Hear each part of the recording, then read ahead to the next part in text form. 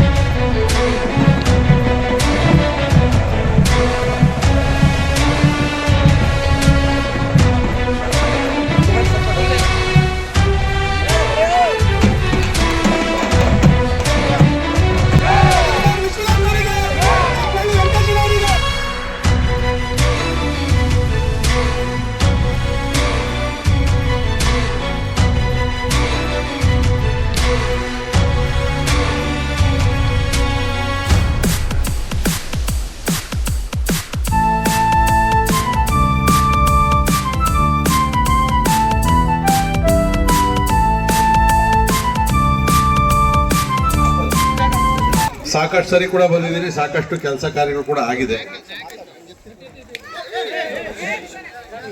ನಗರ ಬಹಳ ದೊಡ್ಡದಾಗಿ ಬೆಳೀತಾ ಇದೆ. ಮೂಲಭೂತ ಸೌಕರ್ಯ ಇನ್ನೂ ಸಾಕಷ್ಟು ಕೂಡ ಕೊರತೆ ಇದೆ. ಇನ್ನು ಬಡಾವಣೆಯ ಅನೇಕ ರಸ್ತೆಗಳು ಕೂಡ ನಾವು ಇನ್ನೂ ಕಾಮಗಾರಿ ಮಾಡಬೇಕಾಗಿದೆ.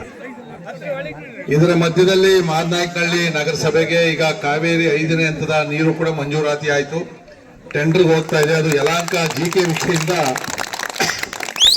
ಪೈಪ್ಲೈನ್ ತರಬೇಕದು ಸ್ವಲ್ಪ ತಡ ಆಗ್ತದೆ. ಯಾಕಂದ್ರೆ ಪೈಪ್ಲೈನ್ ತಂದು ತೋರ್ದಗುಡದಹಳ್ಳಿಯಲ್ಲಿ ಗ್ರೌಂಡ್ ಲೈನ್ ಇರೋ ದೊಡ್ಡ ರಿಸರ್ವೇರ್ ಕಟ್ತೀವಲ್ಲಿ, ಅಲ್ಲಿ ನೀರು ಬಂದು ಅಲ್ಲಿಂದ ಮತ್ತೆ ನಮ್ಮ ಮಾದನಾಯಕನಹಳ್ಳಿ ಎಲ್ಲಾ ಕಡೆಗೂ ಪಂಪಿಂಗ್ ಆಗುವಂಥದ್ದು. ಅದಾದ್ಮೇಲೆ ಈಗ ರಸ್ತೆ ಏನ್ ಮಾಡ್ತೀವಿ, 1 ವರ್ಷದಲ್ಲಿ ಮತ್ತೆ ರಸ್ತೆ ಅಗಿತೀವಿ. ಯಾಕಂದ್ರೆ ಕಾವೇರಿ ಕೂಡ ಆಯ್ತು, ಮತ್ತೆ ಸ್ಯಾನಿಟರಿ ಕೂಡ 225 ಕೋಟಿ ಅದು ಕೂಡ ಫೈನಾನ್ಸ್ ಅಪ್ರೂವಲ್ಗೆ ಹೋಗಿದೆ. ಎರಡೂ ಕೂಡ ಅಟ್ ಎ ಟೈಮ್ ಸ್ಟಾರ್ಟ್ ಮಾಡ್ತೀವಿ. ಅವಾಗ ಸ್ವಲ್ಪ ಎಲ್ಲಾ ರಸ್ತೆ ಮತ್ತೆ ಅಗಿಯೋದೆ. ಅವಾಗಂತೂ ಜನ ಬಹಳ ಬೈಕು ಅಂತಾರೆ ನಮ್ಮನ್ನ. ಯಾಕೆಂದ್ರೆ ಅಗದು ಆ ಕಾಂಟ್ರಾಕ್ಟರ್ ಸರಿಯಾಗಿ ಕೆಲಸ ಮಾಡಿದ್ರೆ ಪರವಾಗಿಲ್ಲ, ಬಿಟ್ಟೋದ ಅಂದ್ರೆ ಮಳೆಗಾಲದಲ್ಲಿ ಕೆಸರು, ಮನೆ ಮುಂದೆನೆ ಗುಂಡಿ, ಧೂಳು. 1 ವರ್ಷ ಶಾಪ ಹಾಕ್ತಿರಿ. ಶಾಪ ಹಾಕಂಗಿದ್ರೆ ಈಗಲೇ ಹಾಕ್ಬಿಡ್ರಿ, ಆಮೇಲೆ ಬೈಯಕ್ಕೆ ಹೋಗ್ಬೇಡ್ರಿ. ಯಾಕಂದ್ರೆ ಕೆಲಸನೇ ಅಂತದ್ದು. ಬಟ್ ಒಂದ್ಸರಿ ಸ್ಯಾನಿಟರಿ ಕಾವೇರಿ ಆಗೋಯ್ತು ಅಂದ್ರೆ ಲೈನು ನಿಮ್ದು ಅರ್ಧ ಲೇಔಟ್ ಕೆಲಸ ಮುಗ್ದಂಗೆನೆ. ಯಾಕಂದ್ರೆ ನೀರು ಬೋರ್ವೆಲ್ ಮೇಲೆ ಡಿಪೆಂಡ್ ಆಗಿದ್ದೀವಿ. ಮತ್ತೆ ಇಲ್ಲೆಲ್ಲ ಏನು ಅಂದ್ರೆ ಎಲ್ಲ ಅಂಡರ್ಗ್ರೌಂಡ್ ವಾಟರ್ ಏನು ಬಹಳ ಚೆನ್ನಾಗೈತೆ ಅಂತಿಲ್ಲ, ಎಲ್ಲ ಕಲುಷಿತ ಆಗಿರುವಂಥದ್ದು. ಮತ್ತೆ ಸ್ಯಾನಿಟರಿ ಏನಾಗಿದೆ ಎಲ್ಲ ಪಿಟ್ಗಳು ಹಾಕೊಂಡಿದ್ದೀವಿ. ಇವೆಲ್ಲ ಕೂಡ ಮೇಜರ್ ವರ್ಕ್ ಅದು. ಬಟ್ ನಮ್ಮ ನಗರಸಭೆ ಇನ್ನೂ ಎಲೆಕ್ಷನ್ ಆಗಿಲ್ಲ, ಹೊಸ ಕಮಿಟಿನೂ ಇಲ್ಲ, ಮೆಂಬರ್ಸು ಬಂದಿಲ್ಲ. ಅದಕ್ಕೆ ಮೊದಲೇನೆ ವರ್ಕ್ ಕೂಡ ಅಪ್ರೂವಲ್ ಮಾಡ್ಕೊಂಡಿದ್ದೀವಿ. ಇನ್ನು ನೆಲಮಂಗಲ 30 ವರ್ಷ ಆಯ್ತು, ಇನ್ನು ಈಗ ಅಪ್ರೂವಲ್ ಆಗ್ತಾ ಇದೆ. 6ನೇ ಹಂತದ್ದು ನಮ್ಗೇನಂದ್ರೆ ಕಾವೇರಿ 2 ಹಂತದ್ದು ಅಪ್ರೂವಲ್ ಆಗೋಯ್ತು. ಒಂದು 5ನೇ ಹಂತದ್ದು, ಇನ್ನೊಂದು 6ನೇ ಹಂತದ್ದು. 6ನೇ ಹಂತದ್ದು ನೈಸ್ ರೋಡ್ಗೆ ಬರ್ತದೆ. ಅಲ್ಲಿಂದ ನೀರು ಮತ್ತೆ ನಮಗೆ ಎಕ್ಸ್ಟ್ರಾ ನೀರು ಬರ್ತದೆ ಅದರದ್ದು.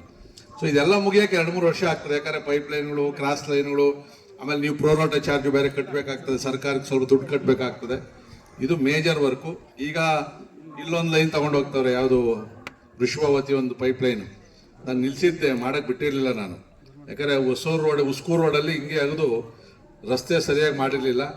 ಕೊನೆಗೆಲ್ಲ ಡಿಪಾರ್ಟ್ಮೆಂಟ್ ಅವರು ಕರೆದು, ಮಂತ್ರಿಗಳು ಕರೆದು, ಕೊನೆಗೆ ರಾಡಿಗೆ ಏನು ಅಗಿತಾ ಇದ್ದೀವಿ ಪೂರ್ತಿಗೆ ಟಾರ್ ಹಾಕಬೇಕು ಅಂತೇಳಿ ಕಂಡೀಷನ್ ಮೇಲೆ ಅವ್ರು ಕೊಟ್ಟಿರೋದು. ಬರೀ ಪ್ಯಾಚ್ ಅಲ್ಲ, ಈ ಕೊನೆಯಿಂದ ಆ ಕೊನೆಗೂ ಟಾರ್ ಹೊಸ ರೋಡ್ ಹಾಕಬೇಕು ಅಂತೇಳಿ ಅದನ್ನು ಹಾಕ್ಕೊಡ್ತಾರೆ. ಆಗಲಿಲ್ಲ ಅಂದರೆ ಪೈಪ್ ಕಿತ್ತಾಕ್ತೀನಿ ಅಂತ ಹೇಳಿದ್ದೀನಿ. ಅದು ಅಗ್ರಿಮೆಂಟು ಆಯಿತು, BDA ಜೊತೆಯಲ್ಲೇ ಆಗಿದೆ. ಇವತ್ತು ತಾವು ಇಷ್ಟು ದೊಡ್ಡ ಸಂಖ್ಯೆಯಲ್ಲಿ ಸೇರಿದ್ದೀರಿ. ಯಾವುದೇ ಒಂದು MLA ಬರಬೇಕು ಅಂತಂದ್ರೆ ಜನ ಸೇರಲ್ಲ, ಏನೋ ಹೇಳಿ ಸೇರ್ಸವನೇ ಅವನು. ಇಲ್ಲ, ಎಲ್ಲ ಒಂದೊಂದು ಅರ್ಜಿ ತಗೊಂಬರ್ರಿ, ಏನಿಲ್ಲ ತಾನೆ, ಆಯ್ತು ಬಿಡು, ಅದಕ್ಕೆ ಯಾಕೆ ಅಷ್ಟು ಗಲಾಟೆ ಮಾಡ್ತೀಯಪ್ಪ.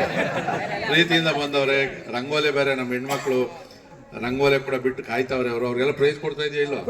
ಕೊಡ್ಬೇಕು.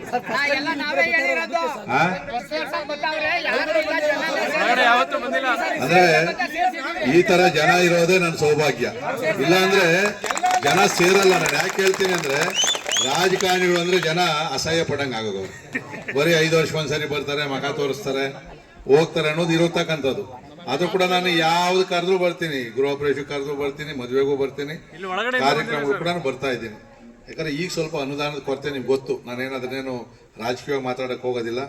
ಈ ಸರ್ಕಾರಗಳು ಬಂದಾದ್ಮೇಲೆ ಭಾಳ ಗ್ರ್ಯಾಂಟ್ಗಳು ಕಡಿಮೆ ಆಗಿದೆ. ಮೊದಲಂತೂ ಪೂಜೆ ಮಾಡ್ತಾನೆ ಇದ್ದೆ ನಾನು ಯಾವಾಗೂ. ಈಗ ಒಂಥರ ಬರಗಾಲನೂ ಶುರುವಾಯಿತು. ನೀರು ಬೇರೆ ಮಳೆ ಬೇರೆನೂ ಇಲ್ಲ. ನೀರಿಗೆ ತೊಂದರೆ ಆಗ್ತದೆ. ನಮ್ಮ ನಗರಸಭೆ ಅಧಿಕಾರಿಗಳು ಹೇಳಿದ್ದೀನಿ, ಏನು ತೊಂದರೆ ಆದರೂ ಕೂಡ ಕುಡಿಯೋ ನೀರಿಗೆ ಮಾತ್ರ ಸಮಸ್ಯೆ ಆಗಬಾರ್ದು, ದುಡ್ಡು ರಿಸರ್ವ್ಗೆ ಇಟ್ಕೊಡ್ರಿ ಅಂತೇಳಿ ರಿಸರ್ವ್ ಇಟ್ಕೊಂಡಿದ್ದೀವಿ. ಸರ್ಕಾರದಿಂದ ಇನ್ನೂ ಕೂಡ ನಗರಸಭೆಗಳಿಗೆ ಯಾವುದೂ ಇಡೀ ರಾಜ್ಯದಲ್ಲಿ ದುಡ್ಡು ಬಂದಿಲ್ಲ. ನಮಗಂತೂ ₹1 ಬರಲೇ ಇಲ್ಲ ಬಿಡ್ರಿ. ಆವಾಗ 30 ಕೋಟಿ ಫಸ್ಟಕ್ಕೆ ತೊಗೊಂಡಿದ್ದು ಬಿಟ್ಟರೆ ಇವತ್ತುವರೆಗೂ ಇನ್ನೂ ಸರಿಯಾಗಿ ಅನುದಾನ ಬಂದಿಲ್ಲ. ಆದರೂ ಒಂದು ನನ್ನ ಮೇಲೆ ನಂಬಿಕೆ ಇಟ್ಟಿದ್ರಿ, ಶಕ್ತಿ ಮೀರಿ ಈ ಒಂದು ನಗರಸಭೆ ವ್ಯಾಪ್ತಿ ಮತ್ತು ನಮ್ಮ ಏನು ಸಿದ್ದನಹೊಸಳ್ಳಿ ಈ ಭಾಗದಲ್ಲಿ ಇರ್ಬೋದು, ಆ ಕೆಲಸಗಳನ್ನು ಖಂಡಿತವಾಗೂ ನಾನು ಮಾಡ್ಕೊಡ್ತೀನಿ ಅಂತಕ್ಕಂಥ ಮಾತನ್ನು ಹೇಳಿ, SIR ನಡೀತಾ ಇತ್ತು, ನಿಮಗೆಲ್ಲ ಗೊತ್ತಿರ್ಬೋದು, ವೋಟರ್ ಲಿಸ್ಟ್ ಸೇರಿಸುವಂಥದ್ದು. ಸೊ ಅದು ಇನ್ನೇನು 8ನೇ ತಾರೀಕು ಲಾಸ್ಟ್, 29 ಲಾಸ್ಟ್ ಇತ್ತು. ಅದು ಕೆಲವರು ಈ ಬೇರೆ ಬೇರೆ ಕಡೆಯಿಂದ ಬಂದು ಇಲ್ಲಿ ಸೆಟ್ಲ್ ಆಗಿದ್ದೀವಿ. 2002 ವೋಟರ್ ಲಿಸ್ಟು ಈಸಿಯಾಗಿ ಸಿಗ್ತದೆ. ನಿಮ್ಮ ಸಾಫ್ಟ್ವೇರಲ್ಲಿ ನಿಮ್ಮ ಹುಡುಗರು ಗೊತ್ತಿರ್ತಾರೆ, ಹೊಡೆದ್ರೆ ನೀವು ಎಲ್ಲಿ ಬೆಳಗಾವಿಯಲ್ಲನ ಇರಲಿ, ಪಂಜಾಬಲ್ಲನ ಇರಲಿ, ಕ್ಲೀನಾಗಿ ಬರ್ತದೆ. ಅದನ್ನು ಎಂಟ್ರಿ ಮಾಡಿ ಪ್ರಸ್ತುತ ಏನಾಯ್ತು ಅದನ್ನು ಅರ್ಜಿ ಮಾಡಿ ನೀವು ಮನೇಲಿ ಇಟ್ಕೊಂಡ್ರೆಲ್ಲ ಇಮ್ಮಿಡಿಯೇಟು BLO ಆಫೀಸರ್ಗಳು ಏನಿರ್ತಾರೆ, ಬೂತ್ ಲೆವೆಲ್ ಆಫೀಸರು, ಯಾರು ಅಂಗನವಾಡಿಯವರೋ ಟೀಚರೋ ಇಲ್ಲ BLO ನಮ್ಮವರು ಇರ್ತಾರೆ, ಅವ್ರ ಕೈ ತಕ್ಷಣ ಕೊಡಬೇಕು. ನೀವು ಕೊಟ್ಟು 2 ಫಾರಮ್ಮು, ಒಂದು ಅಕ್ನಾಲಜ್ಮೆಂಟ್ ಇಟ್ಕೊಬೇಕು, ಒಂದು ಇಡಬೇಕು. 8ನೇ ತಾರೀಕು ಆದಮೇಲೆ ಅದು ಮತ್ತೆ ವೋಟರ್ ಲಿಸ್ಟು ಪ್ರಿಂಟ್ ಆಗ್ತದೆ. ಅದರಲ್ಲಿ ಯಾರ್ಯಾರ್ದು ಐತೆ ಇಲ್ಲ ಅನ್ನೋದು ಬರ್ತದೆ. ಕೆಲವರು ಅಕಸ್ಮಾತ್ 2008 ಡೀಟೇಲ್ ಇರಲ್ಲ. ಕೆಳಗಡೆ ಇದರಲ್ಲಿ ಐತಲ್ಲ, ಕೆಳಗಡೆ ಕಾಲಗಳಲ್ಲಿ ನಿಮ್ದು ಏನು ಕೇಳಿರ್ತಾರೋ ಅದು ಭರ್ತಿ ಮಾಡ್ಕೊಂಡು